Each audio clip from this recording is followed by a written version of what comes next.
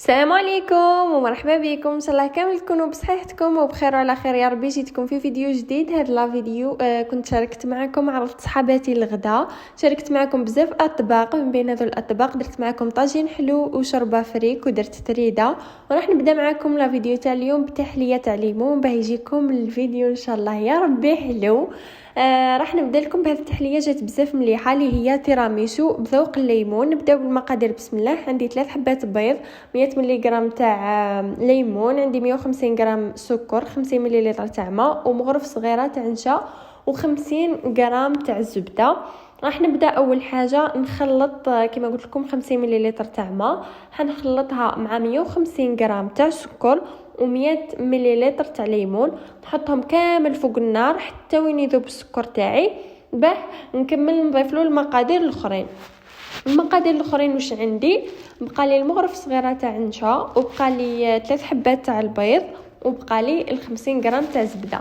نخلي 50 غرام تاع زبده اكوتي هي اخر حاجه، ونجيب 3 حبات تاع البيض تاعنا، ونزيد لهم المغرف صغيره تاع نشا، مغرف صغيره بصح عمروها مليح. خلطوهم مع بعضهم هكا، ومن بعد في الطاوه تاعكم هذيك بعد ما يكون ذاب السكر راح نضيفوا له الخليط هذا. حطوها على نار، يعني قويوا النار عادي، ما راح يصرى والو، برك بقاو خلطوا ما تغفلوش عليها، يعني بقاو عينكم هاك وهاك. ما ديروش عليا بزاف هذا لا فيديو بس كنت نزرب باه يكفيني الحال. راكم تعرفوا حاله اللي مش فاهمين بالضياف بزاف. ليسونسيال بعد ما كان ذاب السكر زدت هذاك الخليط تاع البيض ونشا، نخليوها على النار حتى وين تعقد. شوفوا تبدا دلكم فقاعات من الفوق وتتحصلوا على هذا لا تكستور. هنايا تبدا يعني لاصوص تاع الليمون تاعكم توجد. زدت لها هكا شويه فوق النار، ومن بعد في الاخر خلاص قبل ما تطفيو النار راح نزيدوا ديك 50 غرام تاع زبده. قبل ما تطفيو النار جوست ما تذوب طفيو النار وتبعوا معايا باقي المراحل في لا فيديو.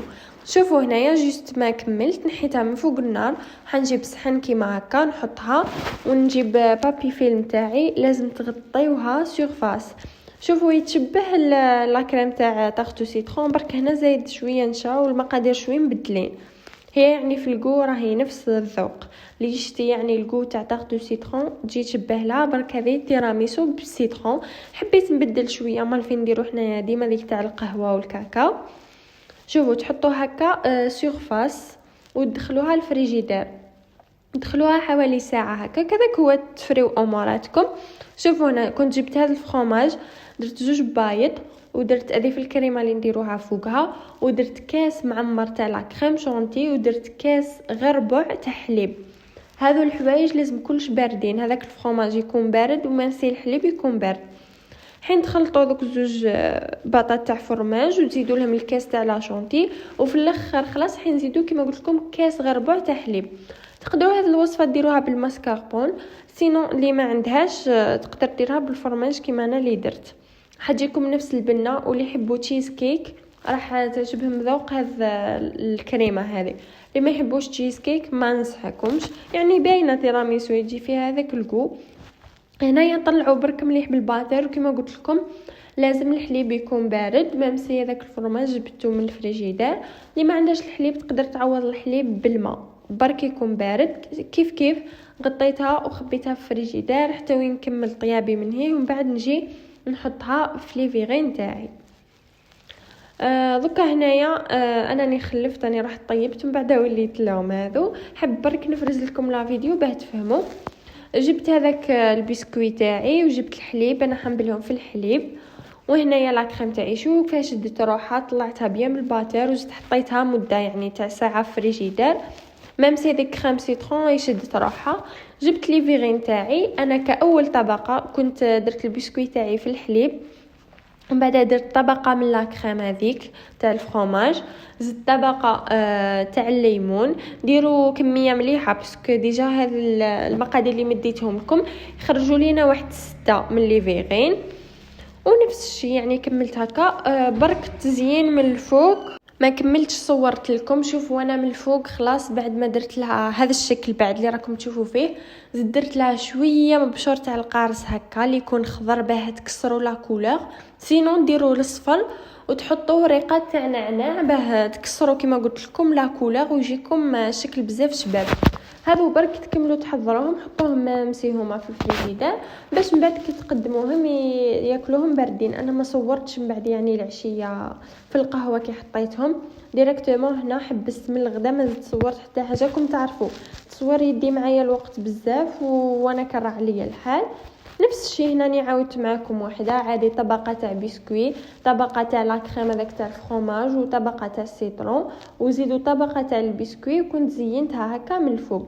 هذا مكان يعني التحليه بزاف سهله والبنه ما نحكي لكمش. دوكا راح نديكم طبق ثاني اللي هو طاجين الحلو. طاجين الحلو كنت شاركت معكم الوصفه في رمضان بصح راح نعاودها معكم. معليش واش عندي انا كيما تعرفوني نديرو باللحم، ديجا نسميوه اللحم حلو وكان اللي يقولوا له طاجين الحلو ليسونسيال. عندي طرف تاع اللحم، عندي شويه تاع ملح، شويه تاع فلفل الكحل هذو غير على راس المغرف، عندي حبه تاع بصل، عندي الطيب والقرفه ونجمه الارض، عندي القارص وعندي كيله تاع عين بقره وشويه تاع المشماش والزبيب، ونفس الكيله تاع عين بقره هي نفسها تاع السكر، وعندي شويه تاع السمن. تقدروا ديروا زبده ولا سمن كيف كيف. انا بالك في رمضان درت لكم بالزبده ماني شافيه اكزاكت مي ليسونسيال.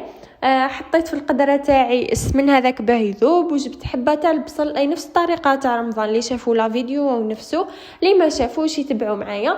حكمت الحبيبه تاع بصل خي كيما تعرفوني ندير فيها الطيب تاعي، ندخل هذوك الحبات هكا في البصل باش من بعد ما نظلش كي نصفي تجيني سهله، ديجا يكونوا لاصقين في البصل هذيك تاعي. وهذو جيست رايحين كي طيب اللحم نحي كلش.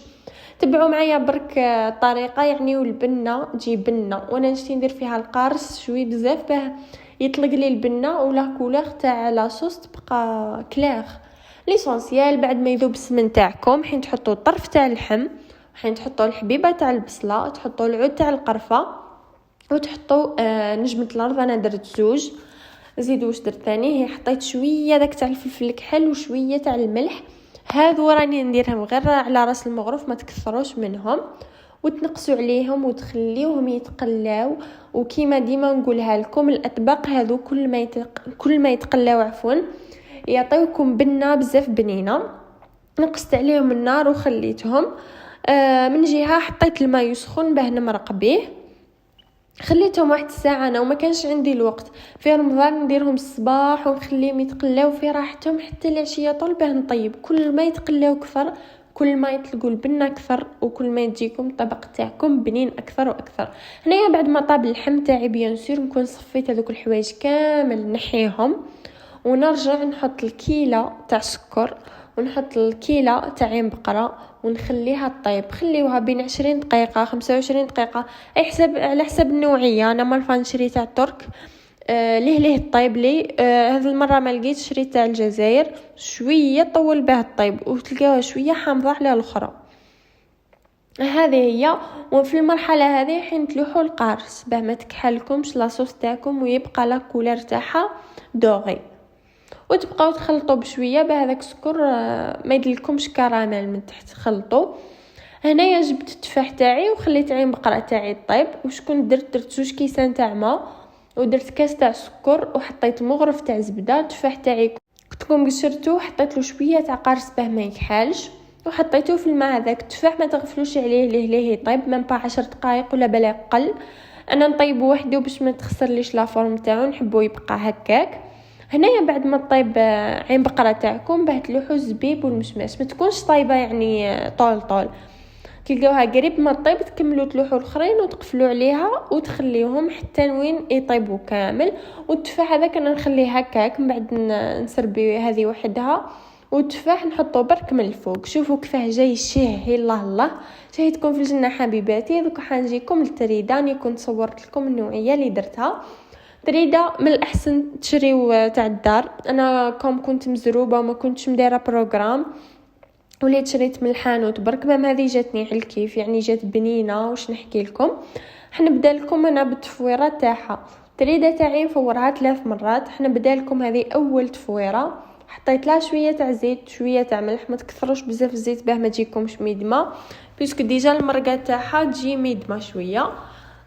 بيان سور تحطوا الماء تاعكم يسخن، بعد ما يسخن ويغلي الحين ديروا كيما قلت لكم شويه تاع زيت وشويه تاع ملح، تخلطوا مليح هذاك الزيت في التريده تاعكم حتى يقيس الحبات الكل وتخليوها تفور. هذه مرحله مهمه، يعني لازم ما يقيس الحبات الكل علاه باه ما تلصق لكمش وما تعجنش وما تديش معكم يعني وقت بزاف تفوار. هذه بالنسبه للتفويره الاولى. كما قلت لكم انا مفورها 3 مرات. تجيو تحلوها هكا بالمغرفه تاعكم ونروحوا للتفويره الثانيه. التفويره الثانيه واش نديروا لها غير كاس تاع ماء برك. كي تحطوا الكاس تاع ماء تخليوها تريح حتى وين تشرب هذاك الماء باه تعاودوا تردوها تفور التفويره الثانيه، ماشي مع تلوحوا تهزوها وتلوحوها في الكسكاس بيسك هكاك مش راح تشرب الماء والماء راح يبقى لكم كل في القصعه تاعكم. هذه هي يعني نسيي نمدلكم لي زاستوس كامل. بالك حتى هذه طيبتها معكم من قبل والله ماني شافيه. ليسونسيال خلطتها خليتها شربت، شوفوا ديجا لا كولور تاعها يتبدل كي تشرب الماء، وعاود ترديتها في الكسكاس. كاين حاجه التفويره الثالثه انا درتها معكم بالماء برك الكميه راح تنقص. التفويره الثانيه درت كاس كبير وفي التفويره الثالثه درت كاس صغير. لكن كنتم موجدين المرقه تاعكم ماذا بكم تفويره ثالثه ديروها بالمرقه باه تجيكم بنينه. لكن كي حالتي انا كنت مزروبه وكانت يد منا ويد منيه وليت درتها غير بالماء. هي بالمرقه تجيكم احسن وابن، بصح كي تعودوا مزروبين ولا هكا مازالت موجدتش المرقه تاعكم نورمال خليوها وديروا عادي بالماء. هذا ما كان كنت خلصت التفوار. دوكا هنا احسن حاجه احسن مرقه اللي تجيكم بنينه في تريده ولا رشته، من الاحسن تخلطوا اللحم ودجاج. درت انا طرف تاع اللحم وطرف تاع دجاج. البصله ديروا حبه كبيره، كما عندكم الحبات كبار ديروا 2 ولا 3 حبات باسكو هذو اطباق تقليديه يحبوا بزاف بصله. انا درتها مرقه حمراء درت فيها غير الملح والفلفل الكحل برك وخليتهم تقلاو. اول حاجه تقليو ديروا الزيت وتقليو اللحم هذاك تاعكم باه يطلق البنه، ومن بعد ما يتقلاو ديروا بصل وكما شفتوا ملح وفلفل الكحل. هذا ما كانوا تمرقوها وتخليو كل شيء طيب. انا الحمص شتوني لحتو في الاخر باسكو ديجا طايب. خي ديما نقول لكم في اطباق نطيبوا ومن بعد نلوحوا في الاخر. وكنت صفيت ثاني المرقه نحيت لها هذاك البصل، وهنايا في الاخر خلاص جيت جمرت معاكم تريده تاعي جات بنه. وكنت درت ثاني شوربه فريك ما صورتهاش معكم باسكو ديجا كاين فيديو فيه وما حبيتش نطول ياسر في لا فيديو. هاي لك الحميصه حطيتها، حمرت الدجاج. انا كنت صورت لكم منين نحمر في الدجاج. درت معاهم شويه تاع بيض يعني درتها على اصول. درت سلاطه تشوفوا الطابله في الاخر حطيت سلاطه. تحطوا بيان سور هذوك الحوايج مبينين تاع الجبنه ميم سي الشوربه جات بنه بنه بنه. السر كل هو كي تخليهم يتقلاو. تشوفوا صحاباتي هنا يديروا لكم تحيه، وحده فيهم كانت حشمانه. ليسونسيال هنا كنا لحقنا نهايه لا فيديو. ان شاء الله يكون عجبكم لا فيديو، تخليوا لي رايكم في لي كومونتير وديروا لي لايك. هاي الحشمانه هاي. باي باي.